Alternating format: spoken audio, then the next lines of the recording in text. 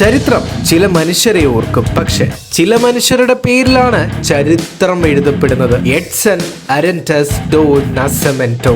എന്നാൽ ലോകം അദ്ദേഹത്തെ വിളിച്ചത് പെലെ എന്നാണ്. പെലെയുടെ ഇൻസ്പിറേഷൻ സ്റ്റോറി കേൾക്കുന്നതിന് മുമ്പായി നമ്മുടെ പേജ് ഒന്ന് ഫോളോ ചെയ്യാൻ മറന്നുപോലെ. ബ്രസീലിന്റെ ട്രൈസ് കൊർക്കോസ് എന്ന സ്ഥലത്തെ ഒരു സാധാരണ കുടുംബം, പണമില്ല, സൗകര്യങ്ങളില്ല.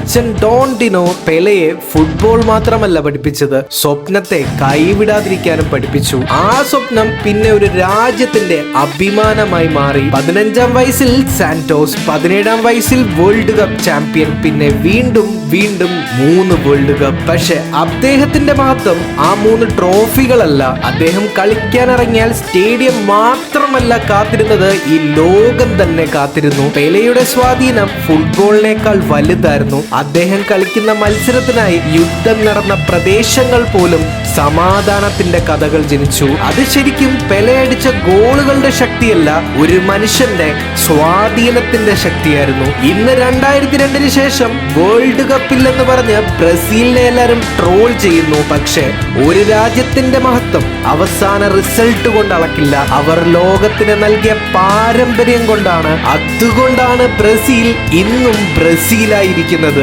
ഓർക്കുക, ഒരു ഫുട്ബോളറിന് സപ്പോർട്ടേഴ്സ് ഉണ്ടാകും, ഒരു ലെജൻഡിന് ഒരു തലമുറ തന്നെ ഉണ്ടാകും. പെലെ ഫുട്ബോൾ കളിച്ച മനുഷ്യനല്ല, ഫുട്ബോളിനെ ലോകത്തിന്റെ വികാരമാക്കിയ മനുഷ്യനാണ്. നിങ്ങൾക്ക് പെലെയുടെ പേര് കേൾക്കുമ്പോൾ എന്താണ് ഓർമ്മ വരുന്നത്? കമന്റിൽ പറയൂ.